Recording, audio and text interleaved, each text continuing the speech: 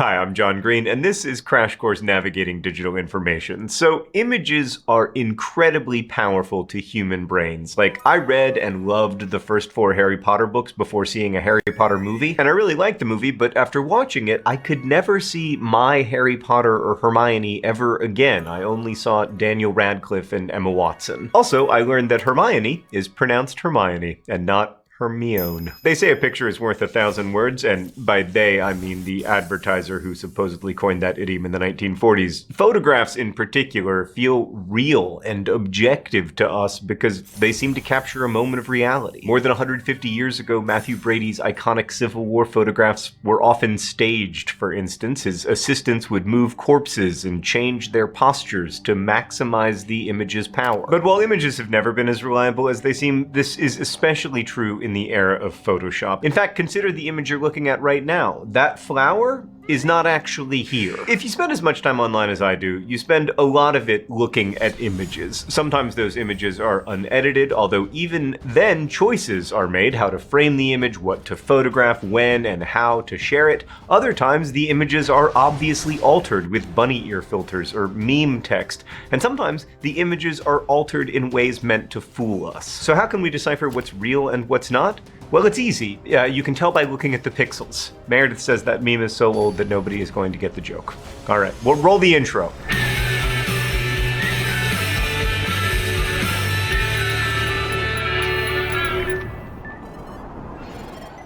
So far during this series, we've talked about how important it is to find out who's behind information we learn online, why they're posting it, and whether the evidence is reliable. And thanks to their power, images are a very common form of online evidence, but just like data or text, image-based evidence can be relevant and reliable, or irrelevant and unreliable. In order to make sense of our online surroundings, it is critical to think carefully about whether image-based evidence is trustworthy, because we're used to thinking that seeing is believing. I mean, special effects-laden movies are popular in part because they are so visually thrilling. Even though we know they aren't real, they look real, or at least adjacent to real. That is why, for instance, I found all 5 Transformers movies to be completely watchable despite their lack of, you know, plot, character, comprehensive world building, etc. They also had that Shia LaBeouf in them. He's a fascinating character. Don't do it, Stan. Don't.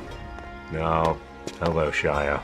So in movies, filmmakers depend partly on our ability to get lost in images. When we watch a conversation between 2 people in a film, for instance, we rarely consider that 45 minutes elapsed between this shot and this one because the camera and lights had to be moved. The willingness of the human brain to assume that images are real is consistently manipulated by filmmakers, but also by other people. Consider, for instance, this manipulated picture of mass shooting survivor and activist Emma Gonzalez. It's doctored to make her look like she was tearing up the US Constitution instead of the real picture she took with a gun range target. Or this one of President Trump supporters whose shirts were digitally altered to read "Make America White Again" instead of their actual "Make America Great Again" shirts. But images don't have to be altered to fool us. Like, sometimes bad actors use real, untouched photos but falsify their context, and that can have really serious consequences. For instance, this image of an election in Mexico in 2017 circulated online as a meme claiming undocumented immigrants were voting in the non-existent town of Battsville, Arizona. Or this image of children sleeping in what looks like a cage at a detention facility for undocumented children in 2014. It was circulated widely in 2018 as controversy grew over policies for separating undocumented migrant children and parents at the US border. Although the conditions were similar for many of the children being held in 2018, when the photo went viral, it was unaccompanied by its original context,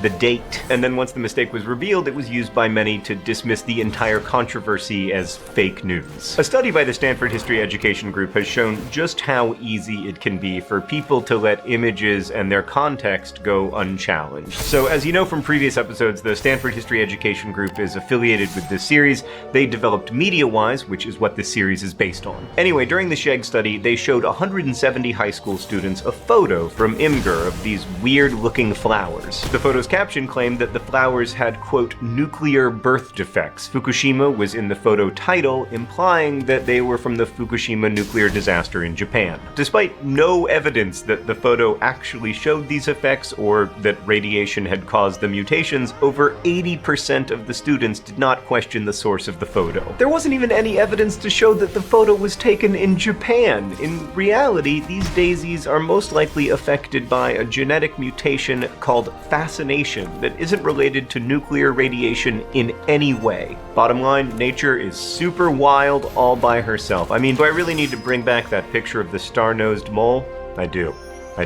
Because it's so easy to turn images into manipulation machines, when you encounter a suspicious image online, it is crucial to investigate who's behind it and whether they are a reliable source. We also must look for context to be sure an image supports the claim being made. Like, does the story blog or social media post where you encountered the image provide a link? Great, click it. If you can get a reliable explanation of that photo and where it came from, that can help you understand if the image is reliable. Is a caption provided? Use your lateral reading skills to determine whether the context surrounding the image is accurate. But if the source sharing the photo doesn't provide any context, or they provide a caption but no other reason to find that information credible, then maybe you can't trust it.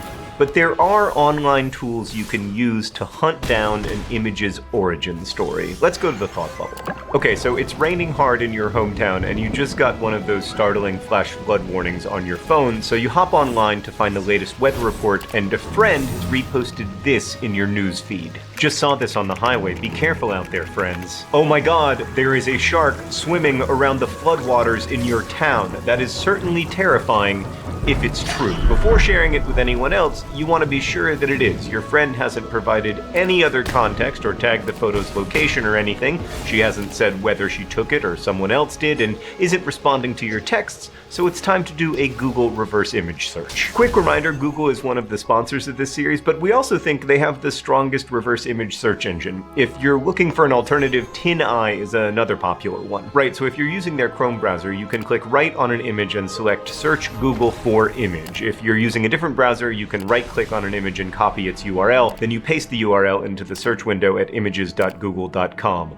Whoa there! Search results for this shark photo are full of fact-checking sites saying that this photo is a viral hoax. It seems this photoshopped image makes the rounds every time there is a hurricane or huge flood. The shark has been spotted in Puerto Rico during Hurricane Irene, Florida during Hurricane Irma, in Texas during Hurricane Harvey, New Jersey during Hurricane Sandy, and in North Carolina during floods in 2015.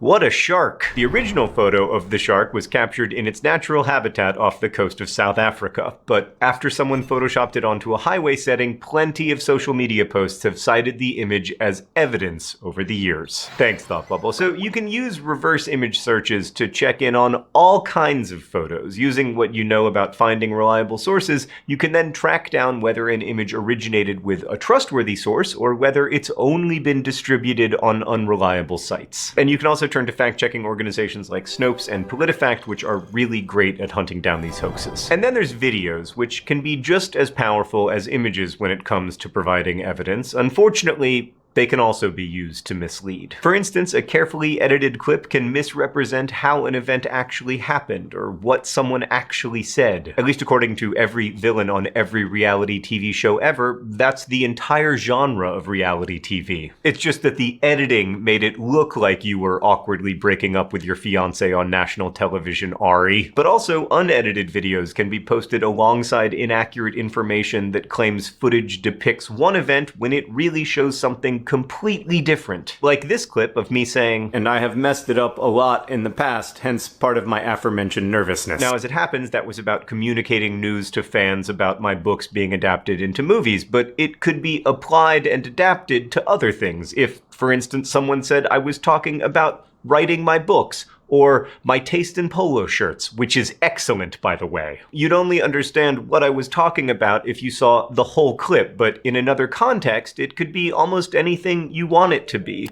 There is no text without context. And videos can also be dramatically altered. Like, we don't necessarily think of video that way, maybe by skilled filmmakers, but not in the same way we can easily use filters to alter our Instagrams. But if you've ever seen an episode of Bad Lip Reading, you'll know that it is getting easier and easier to considerably alter a video, or even fabricate one from scratch. And uploading and posting videos has never been easier. Almost anyone with an internet connection can do it. That's why it is important to know where a video came from, and who created it, and whether it's been altered before you believe what you see. But the type of manipulated video that freaks me out personally the most is the deepfake. Deepfake uses deep learning and artificial intelligence to create video images that can be combined and superimposed onto existing videos. So for example, Nicolas Cage's face can be grafted onto other actors' faces to create some really funny movie mashups, or an impersonator can have their voice and facial movements convincingly woven into the video of a president. BuzzFeed, for instance, once made a video of President Obama saying things like "Killmonger was right" to illustrate how deepfakes work. And this is happening more and more. The Belgian Socialist Party, for instance, once created a video of President Trump saying climate change is fake. They said they weren't trying to dupe anyone, but lots of commenters on the party's Facebook page did not know it wasn't real. Now, you can certainly gain clues about a video's validity by checking the source. Is it an anonymous YouTube channel, a stranger on Facebook, or a news source you trust? But to determine for sure whether these videos are real or fake, we need to read laterally, or watch laterally, I suppose. Either way, open up a new tab and try to find where the video originally came from. You might be able to do this by using a keyword search based on the content of the video to see where it surfaces. Like in the case of the videos I just mentioned, we could have searched Obama and Killmonger, or Trump, Belgium, and climate change. And if the video you're searching for depicts an important event of some kind, you might find it posted on several news sites, or if it's a known hoax, it might show up on fact-checking sites. And if the only place you can find the video is on dubious sites or random social media posts, it's probably bogus. But look, as technology advances and changing photos and videos gets easier and easier, there will be more and more deep fakes, and it will be much harder to tell them apart from reality. That freaks me out, and it's a reminder of how critical it is, especially for young people, to learn how to evaluate the quality of information they encounter online. Because without using our lateral reading skills and looking for additional context for images we encounter, we risk being duped by bad actors spreading misinformation. And as I've talked about before, when the quality and reliability of our information decreases, the quality and reliability of our decisions also decreases. So that's why we're going to continue to learn how to interrogate different types of evidence next time.